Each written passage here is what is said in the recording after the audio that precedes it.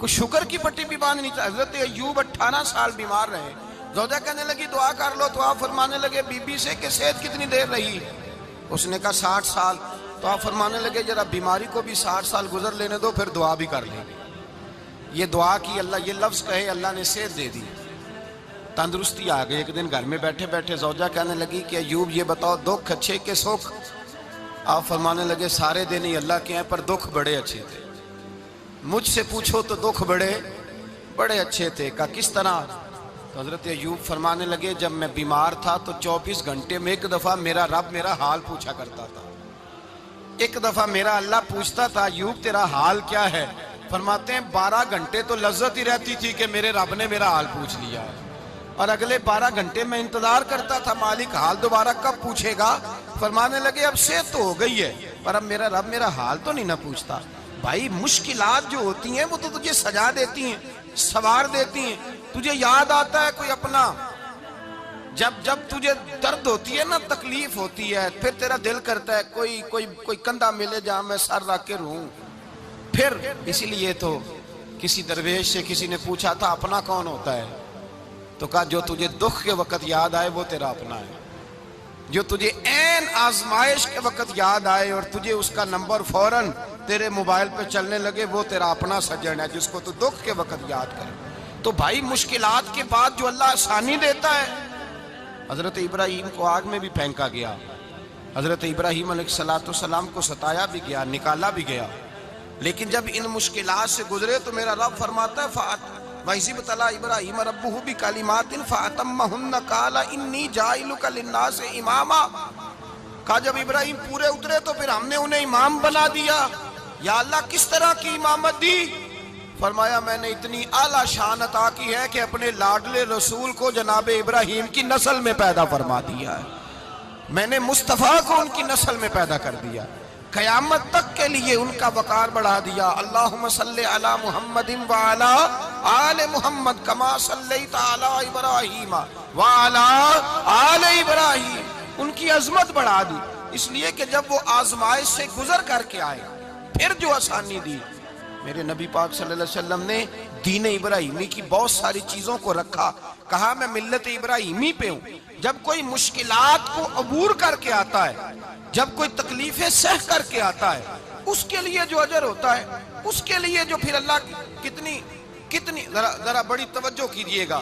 لوگ سمجھتے ہیں فلاں آدمی مشکل میں ہے تو شاید مشکل میں ہی رہے گا، فلاں آزمائش میں ہے تو شاید میرا اللہ فرماتا ہے ایک مشکل دے کے میں 2 آسانیاں بھی دوں گا.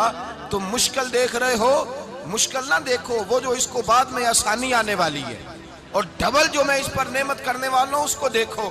حضرت یوسف کو بھائیوں نے کنویں میں ڈال دیا تھا، اور جب کنویں سے نکلے تو مصر کے بازاروں میں بکے، اور پھر زلیخا نے الزام لگایا تو حالات بگڑ گئے. حضرت یوسف کو جیل جانا پڑا. کتنی کٹھن زندگی تھی، لیکن میرے مالک کو کچھ اور ہی منظور تھا. کنویں میں گرنے والے، بازار میں بکنے والے، جیل میں جانے والے، الزام لینے والے جناب یوسف کو رب کریم نے اسی مصر کا بادشاہ بنا دیا. اللہ پاک نے اسی مصر کا حکمران بنا دیا. یاری تیری سونا ہے پر ازمیشاں تیریاں اگ. اے سونا پرکھیا جاوند آئی پہلو نال اگاں دے لگ. اس کے لیے تھوڑا سا جتن کرنا پڑتا، تھوڑے کٹھن حالات سے گزرنا پڑتا، تھوڑی آزمائشوں کا روپ دیکھنا پڑتا. ہم چاہتے ہیں کہ ہمیں چھیڑے کوئی نہ کوئی تکلیف نہ آئے، کوئی آزمائش. یہ ہو نہیں سکتا میرے بھائی. نامی کوئی بغیر مشقت نہیں ہوا. 100 بار جب عقیق کٹا تب جا کر نگی ہوا. ہم چاہتے ہیں کہ ہمیں کچھ بھی دقت نہ آئے، مشکلات نہ آئے. اور مشکلات تو انسان کو سنوارتی ہیں بھائی، وہ تو نکھارتی ہیں. کبھی پوچھا کرو جا کر کے کسی گندم کے دانے سے کہ تو کہاں سے ہو کے آیا ہے، کہاں سے نکل کے آیا ہے، تو وہ بتلائے گا کہ بڑے مشکل مراحل سے گزرا ہوں اور پھر اللہ نے مجھے طاقت دی ہے کہ میں انسان کے وجود کا حصہ بناؤں. تو بھائی کٹھن مراحل، آزمائشیں، تکلیفیں یہ انسان کو بڑا انسان بنا دیتی ہیں. یہ اس کے لیے ترقیوں کا پیش خیمہ ہوتی ہیں. ہمارے جوان پریشان ہو جاتے ہیں. عورتیں خاص کر کے اس بات پہ توجہ کریں، وہ بڑی جلدی غم لے جاتی ہیں. وہ کہتی ہیں جانے میرا کچھ ہوگا ہی نہیں، جانے میرا کچھ ہو ہی نہیں سکتا. میرے بھائی درجنوں اور بیسیوں لوگ ایسے ہیں جن کی اولادیں نہیں تھی لیکن نام ان کا ان سے بھی زیادہ ہے جو بڑے بڑے صاحب اولاد. حضرت خواجہ معین الدین اجمیری کو جانتے ہیں آپ لوگ؟ نہیں، جو جانتے ہیں وہ بولیں جانتے ہیں جی؟ لو جی، کافی سارے جانتے ہیں، تھوڑے جی رہ گئے نا مگر جانتے ہیں نا خواجہ صاحب کو؟ ان کے کسی بیٹے کو جانتے ہوں؟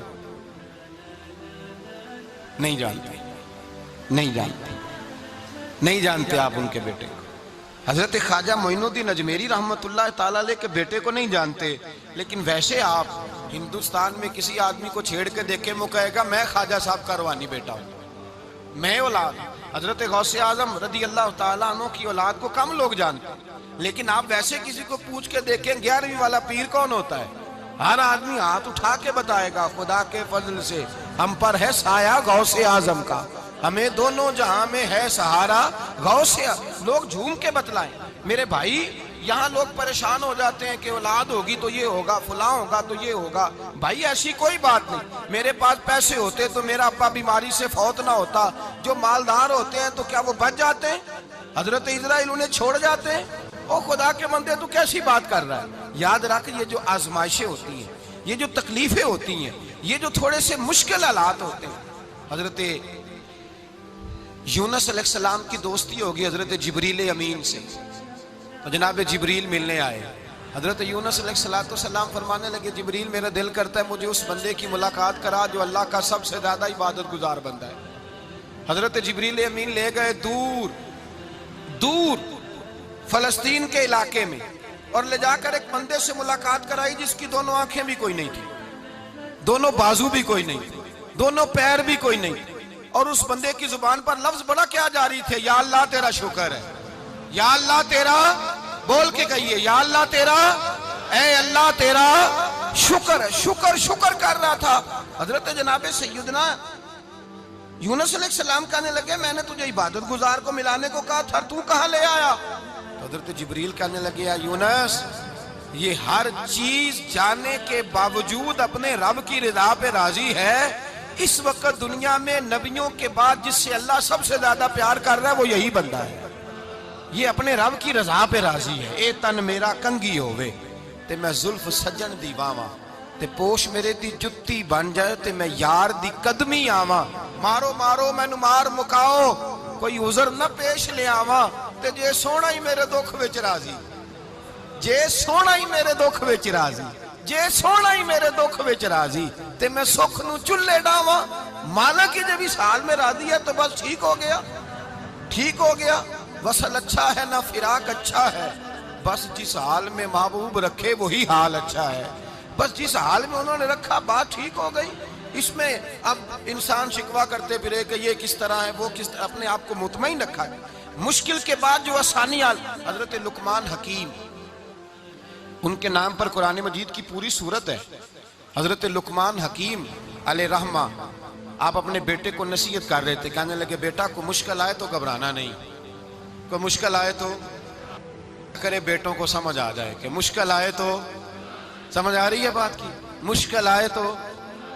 اور کیا خوبصورت جملے، بیٹے کو بٹھا کے کہتے ہیں بیٹا چھوٹی مشکل آئے گی تو اللہ بڑی مشکلات آسان کر دے گا، سمجھو چھوٹی مشکلات آئیں تو اللہ نے بڑی مشکلیں اس نے آسان کر دی۔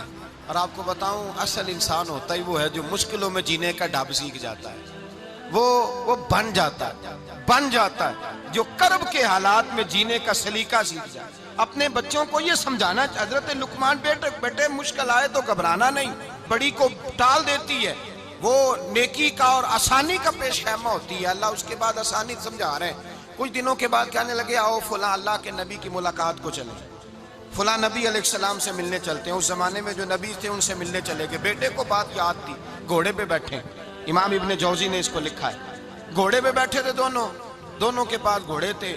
اب رستہ بہت زیادہ تھا، کھانا ساتھ لے لیا، پانی ساتھ لے لیا، رستہ لمبا تھا، صحرا کا علاقہ تھا۔ جب جانے لگے تو اتنی سخت گرمی ہوئی کہ گھوڑے بھی بے ہوش ہونے لگے، اچانک ایسی گرم لو چلی کہ گھوڑے بھی۔ اب دونوں باپ بیٹا جو تھے وہ بڑی جوش میں تھے کہ جانا ہی جانا ہے، گھوڑے سے اتر کر کے پیدل چلنے لگے۔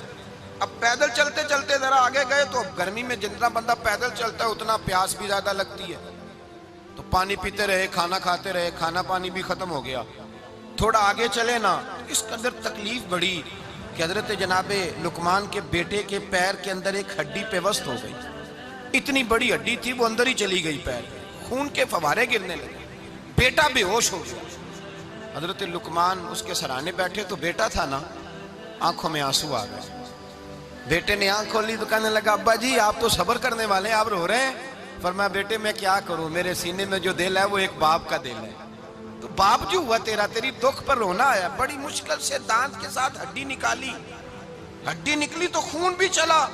صاحب زیادہ کہنے لگا حضور آپ نے تو کہا تھا ہر مشکل کے بعد آسانی ہوتی ہے، اور چھوٹی مشکل دیکھ کے اللہ بڑی سے بچا لیتا ہے، تو ہم تو اچھے کام چلے تھے، مشکل پہ مشکل، مشکل پہ مشکل، یہ کیا ہے؟ حضرت لقمان کہنے لگے بیٹا نہ تو رب کی حکمتوں کو جانتا ہے، نہ پوری طرح میں جانتا ہوں، لیکن جو میں نے کہا تھا وہ بات سچی ہے۔ فَإِنَّ مَعَ الْعُسْرِ يُسْرًا إِنَّ مَعَ الْعُسْرِ يُسْرًا، اللہ ہر مشکل کے بعد آسانی عطا فرمائے گا، اور فرمایا میرا ایمان ہے کہ ضرور ضرور عطا فرمائے گا۔ یہ بات کہہ رہے تھے کہ سامنے سے دھواں اٹھا،